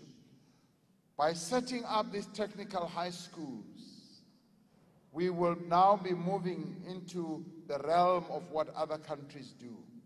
In other countries, more developed economies, the split between them that they have on their basic education is like 70% more technically oriented education and 30% pure vanilla type of basic education. Now, in our case, it's the reverse, but not even the reverse, but worse than the reverse. We are now going to be speeding up the setting up of technical schools, and where technical schools have been set up, I was reading about another one in Tembisa, in Ekurhuleni. They set up a technical school. When young people leave that school, they immediately go for trade tests and become artisans almost immediately. That is precisely what we would like to see. Unonhlanhla spoke about opening a business as an HR person, and she says she and her partner or friend are very smart. They are very clever, they know what they are doing, and wow, I was very impressed when I heard that.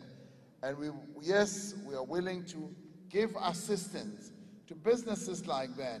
Our province is also ready and willing to give that type of assistance. Utula Sizwe talks about the plight of people who have disabilities. And this, for us as a government, is a policy position. And he concedes that we've got wonderful policies. What we should now be doing more and more, Tula Sizwe, is to put pressure on the private sector, not only to employ people with disabilities, but to put them to good use, but also to ensure that infrastructure for people with disabilities is in place. They are able to get to work properly, they are able to maneuver around the world or the place of work in an easy manner. Now, with all these wonderful ideas that you have put forward, colleagues, I think you are playing to your role as professionals, the type of professionals that the ANC values, the type of professionals that we want to hear from. And I'm glad to hear Sihle Zikalala saying here in KZN you collaborate quite a lot between the structures of the ANC and your various formations of professionals. This is precisely what we want to see. This is what we are about. The ideas that you put forward, and some of which I have written down here, are ideas that we want to take forward, to incorporate in some of the programs, some of the policies that we have. And we say, stay close to the ANC.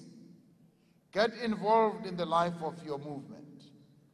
Be active in the African National Congress. Make contributions. We've got various committees at the provincial level, at the regional level, even at the branch level. Become active and make your voice heard and make your contribution. Because it is when you make your contribution that we are able to shape the ANC as a better vehicle for the people of our country, that we are able to grow South Africa in a much more effective way. We value your contribution, and tonight for me has been a most valuable opportunity to meet people who are so committed to their country, but who also love their organization in the way that you do. In a few months' time, we will be going to an election. We will be going to an election where we will be asking the people of our country to make a choice, between the various parties that will be campaigning, make a choice and choose the one that is going to have the ability to take our country forward. Already the surveys are telling us that the positioning of the ANC, it keeps on rising and rising and rising. And we would like you to be part of making the ANC to rise and rise and rise, so that it can get an overwhelming victory in the coming elections. That is the role that we would like you to play. We would like you to participate and help the election effort. Many of you, once again, are talented. Many of you are gifted. Many of you have the ability and the capacity to lend a hand. And tonight we say, the other hand you can lend is to assist your organization to be victorious. The ANC is in need of volunteers.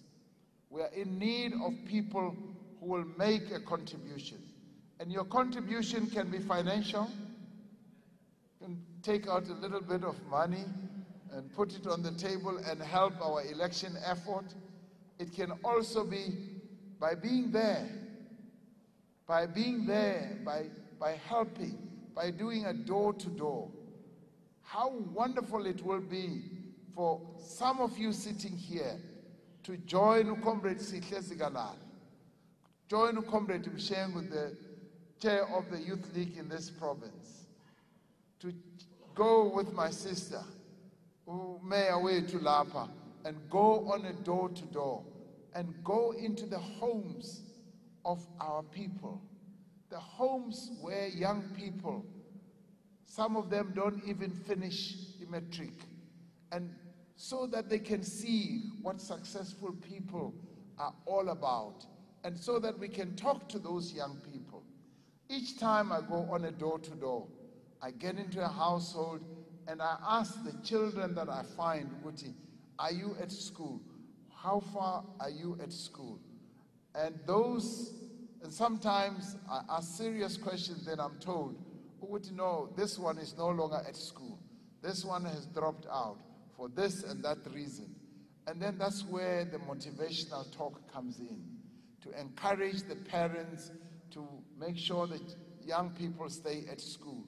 And that is where you can all play a role.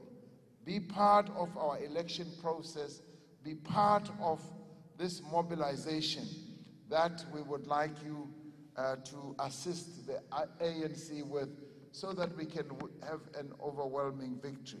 It is when we have an overwhelming victory that the ANC gets a shot in the arm to be able to implement the programs that were decided on at our 54th conference.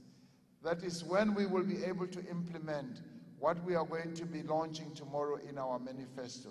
So we need your help.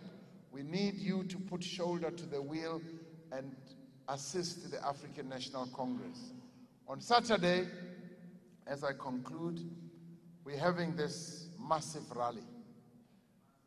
Massive. It's going to be massive. It's going to be huge. We also expect you to be there. Now, this is often the problem with people who are professionals. People who are professionals, sometimes they stay out. They stay at home and say, we'll watch it from TV.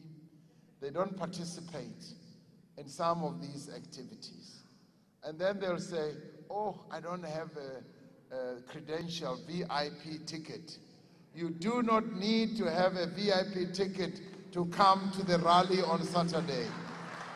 You just have to walk in, and it will be even all the better when ordinary people will see some of us in that rally. And so I, as President of the African National Congress, am giving you a personal invitation. Personal, it's nicely written. Personal invitation, come to the rally on Saturday. I expect to see you there. Thank you very much.